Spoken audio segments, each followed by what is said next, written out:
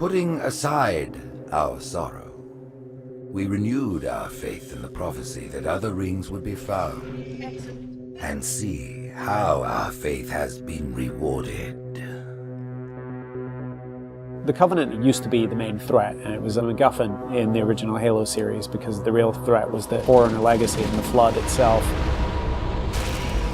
The Forerunners have been the source of so much mystery throughout the Halo franchise. It was something that was just fascinating to us. So far, it's been a lot of stumbling into their belongings. Like we found Halos. And now we found something more. We found the Prometheans. There's a degree of animalistic fierceness that maybe you didn't see in previous games.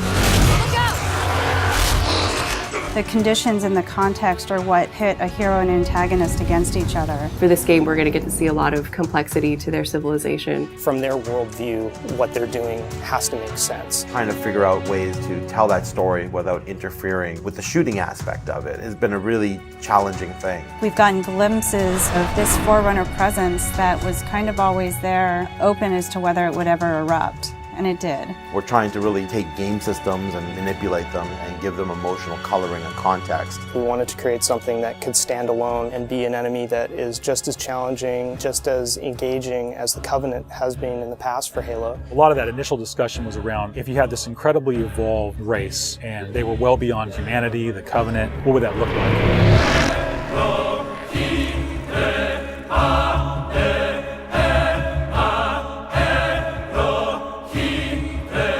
The design process for the Prometheans was intriguing, exciting, and then long and painful process. I think just because everyone was so invested in what they wanted out of them. How do you imply something strong, something vertical, something different? And how could we actually have a global logical language out of that Forerunner philosophy? Anybody who's played Halo goes, okay, Forerunners is the silvery angular stuff with blue lights across it. That's really the language kind of in a nutshell. For us, it was important to break that, but still find kind of like a mathematical organization. We had to do a very clear separation of style, shapes, colors, right from the start. I think the Knight's been through almost like 15 plus iterations of geometry. This sheet is like very traditional way of doing brainstorming. You just do silhouettes and then we take it and iterate some more and more and more. We didn't want them to look like monsters because they're not monsters. We had a version that looked very demon-y. These things on his back, they would go together and they would like flare out when the player was being spotted. We didn't want the Prometheans to look like robots because they're not robots. A version that looked very thin and spindly. We would see one, it's like, you know, that one looks cool, but it really doesn't convey commander of the battlefield. We had other stuff where they could clamp on and have these big, hulking, massive armors on top of them that would really change the variant look. For us, it was important to get it into something that people could relate to, which I think is always going to be a challenge when trying to take the Forerunner language and create a character. Making sure that his head stood out, that you could see it, that players had the ability to headshot it. It falls also onto animation. They're able to bring these guys alive and make it feel believable and plausible and still be very fast and lethal. Locomotion didn't look heavy enough at one point, so we scrapped everything and did it all again.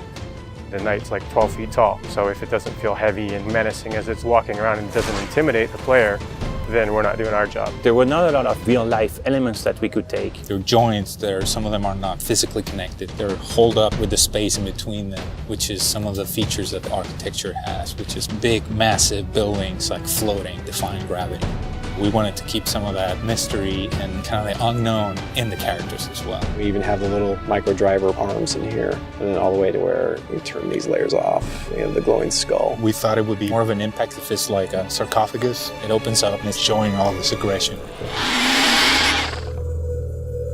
There's certain ways to approach fighting and elite with a group of grunts, and really what we wanted to do was change that up. The Covenant are tried and true. You know what you're going to get out of a grunt, you know what you're going to get from a jackal with his shield, the toughness of elites. Here are the brand new hooks to the sandbox. Prometheans are made up of the Knights, the Watchers, and the Crawlers. One of the big focuses for us in the design of the Forerunners was to have these different enemy classes that would be able to work together. Having this dissection so that when the player went into combat, he's sort of tactically evaluating which order to take guys out. They don't act independently of each other. You put any combination of them together, and the strategy you need to engage with them is really different. There are a variety of Knight classes. and each one of them is progressively more powerful. But your base knight actually starts just a little bit more powerful than an elite. But in addition to that, we wanted the knight to have his own set of traits and abilities. There's all kinds of these special features of each one of these characters that players haven't played in a Halo game before. You think about basic combat and counter design, a lot of the challenges designers face is how to introduce enemies. What would a Promethean do if it could bend time, space, form, matter? Knights can phase in out of anywhere. He's able to go where he needs to at any time, which is something the Covenant can't do. Heads up! Crawlers can walk on walls, walk on ceilings.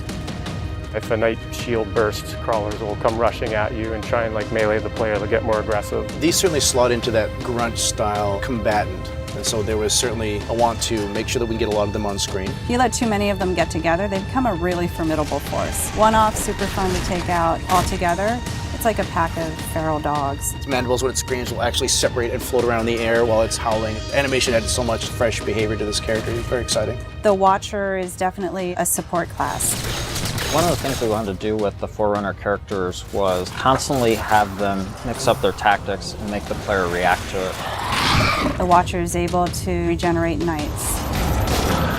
One of the things we needed to do when the Watcher design was coming along was make sure that the Watcher would actually fit inside of the Knight. That bursts out and swap to the actual Watcher asset. The Watchers are aware if a knight's damaged, they'll protect them, they'll catch grenades, so they kind of coordinate their efforts. The Prometheans feel like the most advanced of the bunch. They're able to bring all of their technology and wisdom to the battlefield. With new enemy class comes new weapon class. We literally concepted probably 200 weapons for this game before we settled on the half a dozen that went in.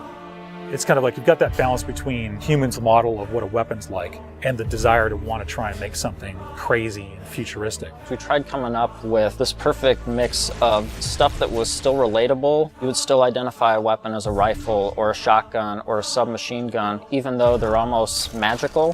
The Forerunner Scattershot was probably the first one where we really nailed the design on it. Everybody loves the hinge action shotgun, so we tried doing something like that so that the reload animation would be to cock it up and the front half would smash together. Every time you pick up a Forerunner weapon, it forms in your hand. So that sort of kicked off the component of having these guns form around the player. So there's that moment of like, oh, what is this gun? What does it do? And then when it comes into shape, it's kind of immediately identifiable. What makes the Forerunner weapons distinct is that usually they have dual purpose. So for instance, from the bolt pistol, you can charge it up and have something that's equivalent to almost like a shotgun blast. In the case of the light rifle, we actually experimented with doing dual firing modes. We tried to make it so that it was the best of both worlds with a BR and a DMR. It works like the battle rifle when you're not scoped. That has a little spread, has 3-shot burst, and it works like the DMR when you are scoped, so it's like a mini sniper rifle in a way. It actually changes to a different firing mode where the projectiles are stronger. One of the big things that we really focused on for them was making sure that the weapon doesn't just feel like a chunk of metal, but that it actually has glowing energy that's flowing through the gun, going down the barrel, so that everything is very full of life. The moment where all the Promethean effects really started to click the most was when we started showing the dissolve whenever you kill a knight. That was really when we started to feel, yes, this is something cool, this is something unique, and something that we haven't really seen before. This is an early prototype of the Knight E-Res. As the sphere expands, you see the particles are birthed, and everything in the red region you see will be the crack and the erode. When you shoot and kill the knight, the actual point on the body where you did the damage is where the dissolve starts. So if you shoot from his foot, he will de-res from the point of his foot up. The end result, when we blow up a knight, they dissolve, proving that the technology works.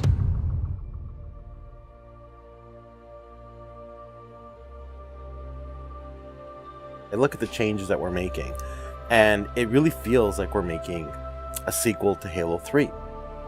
And that's exactly what we're setting out to do. We have the Covenant from previous games. We have the UNSC. We had all these things to take from, like, all right, we can make a new take on this, but we had zero information to some of this Forerunner stuff. We're not just on a Halo, we're on a whole planet now.